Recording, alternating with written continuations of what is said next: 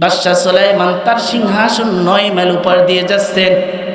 দূর থেকে পিপিলিকার এক দল, পিপিলিকা বলতেছে, ও পিপিলিকার দল শোনো, আমি তো তোমাদের রানী, আমি তো তোমাদের নেতা। জানোনি ওই বাদশাহ সুলাইমান তার সৈন্যবাহিনী নিয়ে সিংহাসন নিয়ে আসতেছে, যদি ভুলবশত এখানে সে নিচে নামান তাহলে তোমরা পদচ্যুত হবে, তোমরা তাদের পায়ের আঘাতে তোমরা হত্যা হয়ে যাবে, কেউ আহত হবে, কেউ নিহত হবে। অতএব তোমরা আস্তে আস্তে করে তোমাদের প্রত্যেকের ঘরের ভিতরে ঢুকে যাও। বলেন না সুবহানাল্লাহ।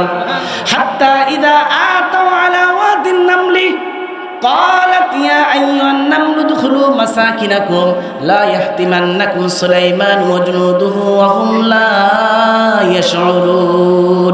যখন পিপিলিকারা বলল যে ও আমার পিপিলিকা দল, তোমরা মাটির ভিতরে ঢুকো, বাদশাহ সুলাইমান আসতেছে। কেননা এই পৃথিবীর ভিতরে 2 শ্রেণীর লোক আছে যারা জমা করে খাবার। বলেন কয় শ্রেণীর লোক?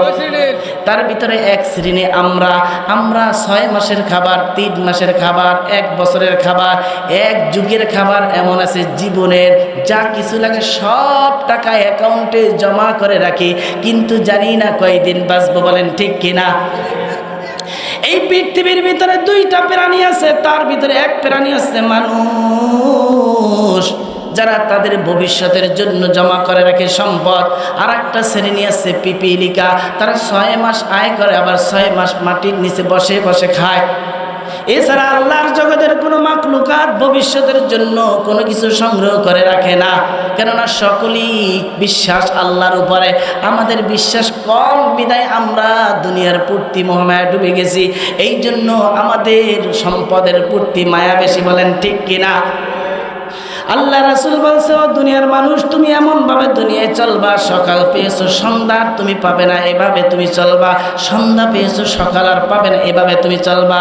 কিন্তু আমরা এমনভাবে চলি মনে হয় হাজার হাজার লক্ষ লক্ষ বছর দুনিয়ায় থাকবো না। না, ও আমার বাবাজিরা যাদের দাড়িগুলো সাদা হয়ে গেছে, ও আমার মুরব্বী বাবাজিরা যাদের মুখের চামড়াটা ঢিল হয়ে গেছে, ও আমার মুরব্বী বাবাজিরা যাদের চোখের জ্যোতি কমে গেছে, ও আমার পর্দার আড়ালে সম্মানিতা মা এবং বোনেরা যাদের দাঁতগুলো পড়ে গেছে, আর আগের মতো সেই সুন্দর লাবণ্য চেহারা নাই, আগের মতো ঘুম আসে না, আগের মতো জ্ঞান থাকে না, আগের মতো আমার কিছু মনে থাকে না, সব কিছু মাইনাস হচ্ছে।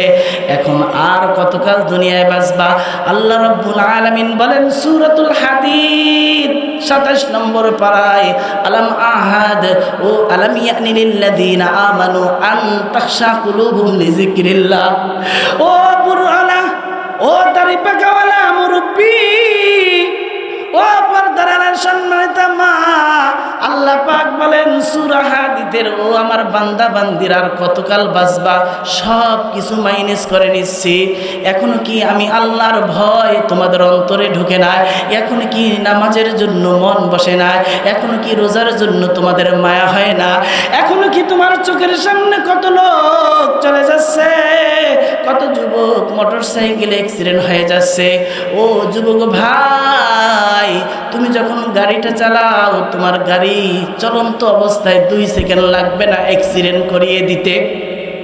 তুমি যখন বাসে চড়ে কাকরা বুনিয়া থেকে সুবিদখালি হয়ে বরিশাল যখন টাকার উদ্দেশ্যে যাও, জানো নি ওই গাড়িটা যে কোনো সময় আল্লাহ পাক খাদে নিয়ে তোমাকে দুনিয়া থেকে বিদায় নিয়ে নিতে পারেন। কত মানুষ চোখের সামনে শুনি, দেখি মোবাইলে। বলেন ঠিক কিনা?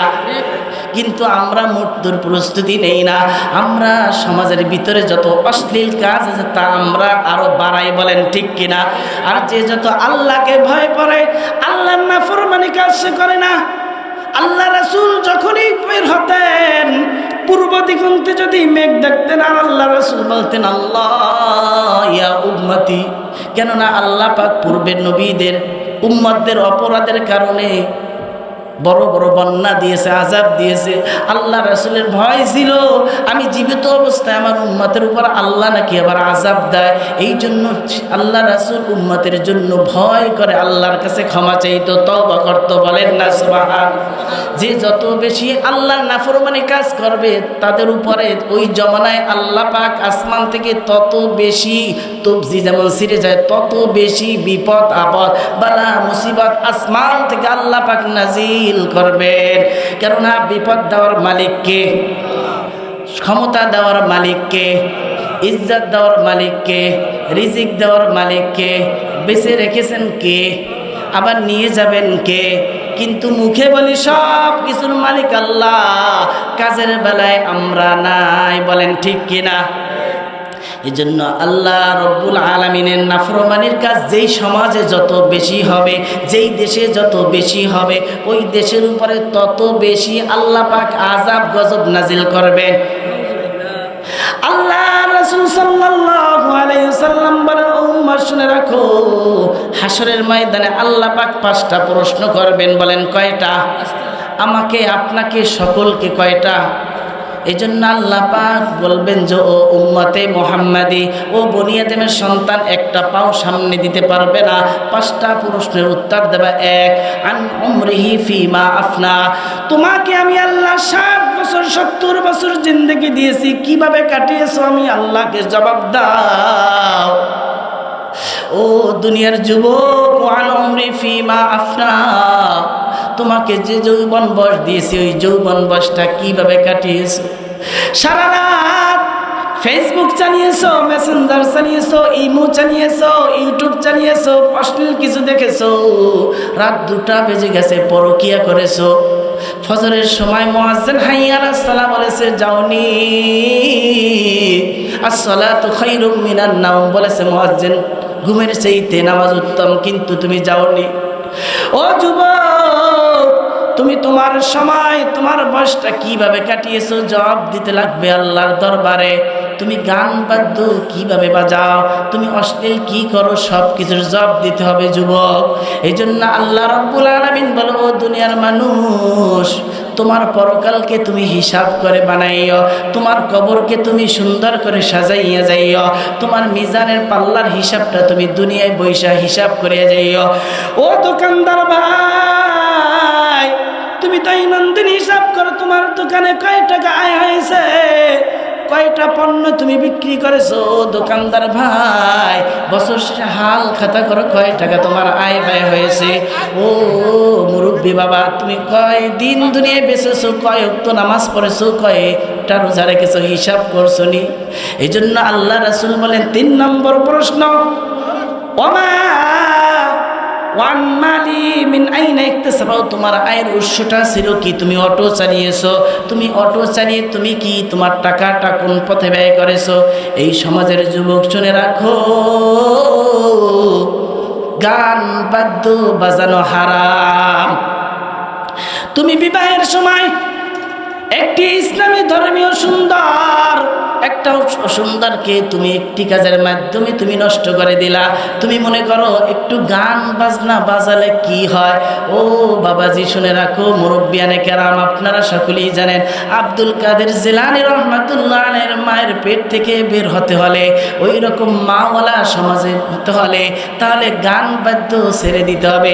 যেই গান বাদ্যওয়ালা বিবাহের ভিতরে, যেই বিবাহের ভিতরে গান বাজনা হয়, ওই গান বাজনা বিবাহে ওলা স্বামী স্ত্রীর পেটের ভিতরে নেককার সন্তান হবে না। আবু জাফর মোহাম্মদ সালেহ রহমাতুল্লাহ আলাইহি আসবে না, নিসার উদ্দিন আহমদ রহমাতুল্লাহ আলাইহি আসবে না, শাহ মুহিবুল্লাহ রহমাতুল্লাহ আলাইহি আসবে না, ইয়ারউদ্দিন খলিফা রহমাতুল্লাহ আলাইহি আসবে না, শাহজালাল রহমাতুল্লাহ আলাইহি আসবে না, আব্দুল আজিজ নিসার রহমাতুল্লাহ আলাইহি আসবে না, বঙ্গের পিসাবের মতো এইরকম আল্লাহ ওয়ালা লোক এই জমিনে আসবে না। যদি তোমার বিবাহে যদি তুমি ধর্মীয় অনুযায়ী, তুমি যদি ইসলামী শরিয়াত মোতাবেক যদি তুমি বিবাহ বন্ধনে আবদ্ধ হও, তাহলে তোমার ওই দাম্পত্য জীবনে আল্লাহ পাক নেককার সন্তান দান করবে। বলেন না সুবহানাল্লাহ। আমরা ডাক্তারের কাছে না গিয়ে বলি এমনি ভালো হবে, না না না, ডাক্তার ওষুধ দিলে ওষুধ খাওয়ার পর ভালো হয়। ডাক্তারের চেহারা দেখলে রোগ ভালো হয় না, ডাক্তার ডাক্তার প্রেসক্রিপশন দেয়, ওষুধ দেয়া, এটা একটা মাধ্যম। স্বামী স্ত্রীর উভয়ের মাধ্যমে নেককার সন্তান আসবে।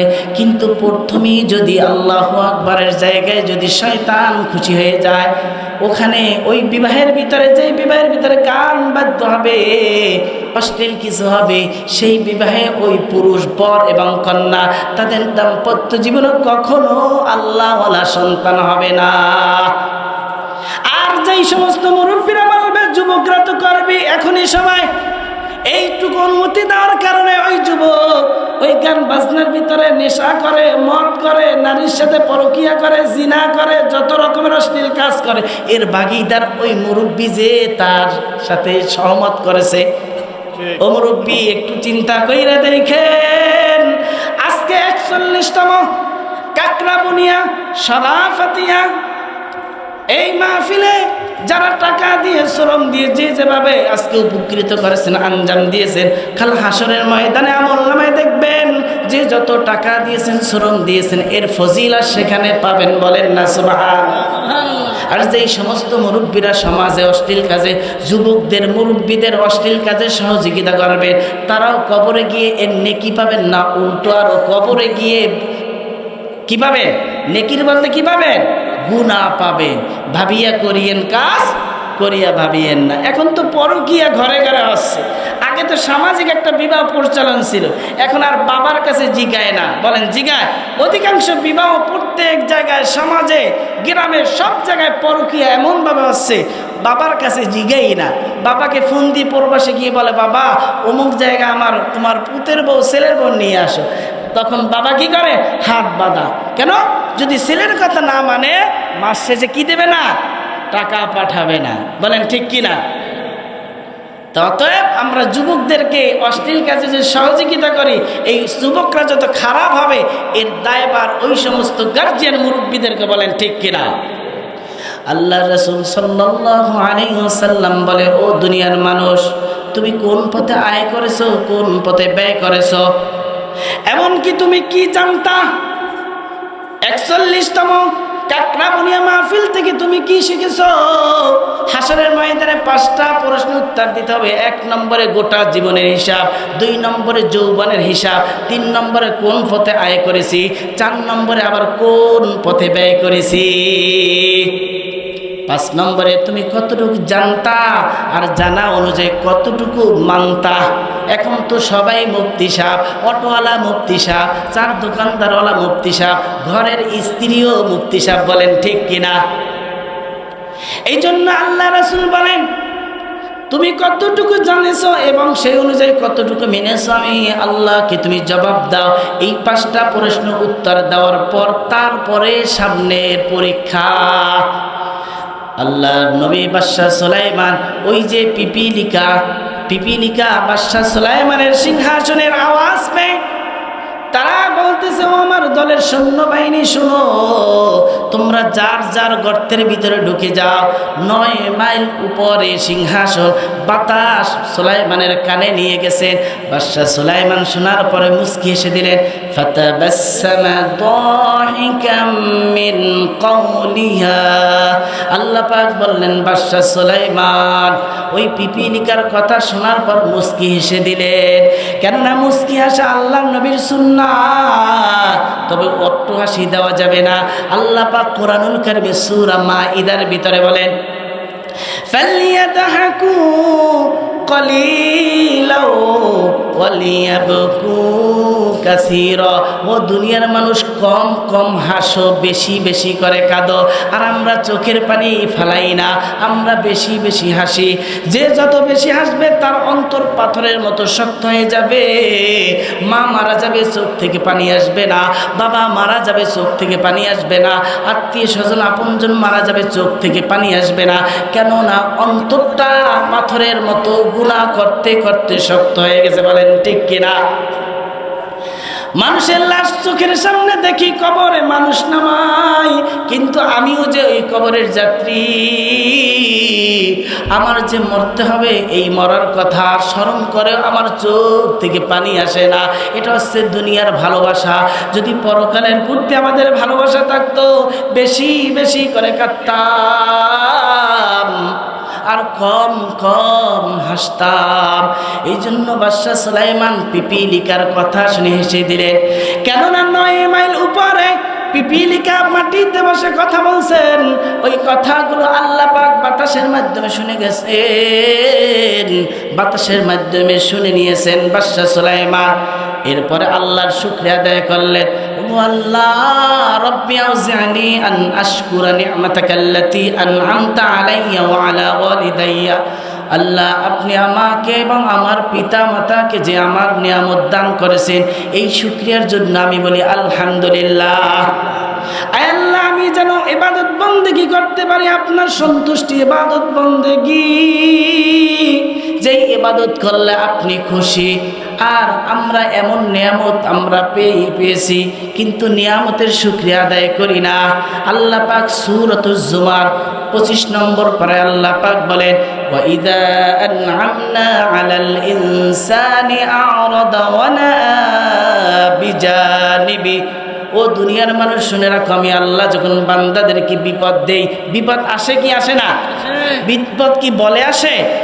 হঠাৎ করে আসে তোমার ছেলে নেই, হঠাৎ করে আসে তোমার এই দুর্ঘটনা ঘটছে, আসে কি আসে না? বিপদ দেওয়ার মালিক কে? এই জন্য আল্লাহ পাক বলে, শোনো আমি আল্লাহ যখন তোমাদেরকে নিয়ামত দান করি তখন তোমরা আমি আল্লাহকে ভুলে যাও। আমরা যদি নিয়ামত পাই তখন আমরা অশ্লীল কাজে ধাপিত হই। দেখবেন যে যত বড় লোক তার ভিতরে তত দুনিয়াদারিত্ব বেশি, সে তত দুনিয়াকে সে আরো কিনতে চায়। 1 কোটি টাকার মালিক সে বরিশালে ঢাকা কিনবে, 2 কোটি টাকার মালিক ঢাকা যাবে, 3 কোটি টাকার মালিক বাস সে বাহিরে যাবে, 100 কোটি টাকার মালিক লন্ডনে যাবে, আরো বেশি হলে আমেরিকায় যাবে, আরো বেশি হলে চাঁদে যাবে। বলেন ঠিক কিনা? কিন্তু আল্লাহওয়ালা লোক তারা কি করে? মাদ্রাসা মসজিদ করেছে। এই মাদ্রাসা এখানে মসজিদ, এই মাহফিল যারা আঞ্জাম দিয়েছেন তারা কিন্তু আল্লাহর ওলি ছিল। বলেন ঠিক কিনা? সারসিনা মেজ হুজুর রহমাতুল্লাহ আলাইহি, বয়ঙ্গে পিসা হুজুর, তাদের মাধ্যমে এই মাহফিল আঞ্জাম হয়েছে। বলেন ঠিক কিনা? তাদের দেওয়া মাহফিল তারা যে আঞ্জাম করে গেছে, এখানে যত সওয়াব হবে তাদের রুহে এগুলো পৌঁছে যাবে। বলেন না সুবহান। বাদশা সুলাইমান পিপিলিকার কথা যখন শুনলেন আল্লাহর কাছে শুকরিয়া আদায় করলেন, আল্লাহ আপনি আমাকে পিপিলিকার ভাষা শোনার তৌফিক দান করেছেন, এই জন্য আমি শুকরিয়া আদায় করি। আপনি আমার আমার বাবাকে নবী হিসাবে গ্রহণ করেছেন, আমাকে নবী হিসাবে গ্রহণ করেছেন, আমাকে পাখিদের ভাষা বোঝার তৌফিক দান করেছেন, বাতাসকে আমার জন্য নিয়োজিত করে দিয়েছেন, জিনদেরকে আমার জন্য নিয়োজিত করে দিয়েছেন, হিকমত আমাকে দান করেছেন। এই জন্য আমি আল্লাহ আপনার উপরে সন্তুষ্ট। এরপরে আরেকটি কথা বললেন, কি বললেন? ওয়ান আমালা সলিহান তারদাহু। আয় আল্লাহ আপনার ইবাদত নেক বান্দাদের অন্তর্ভুক্ত আমাদেরকে করেন। বলেন না সুবহান।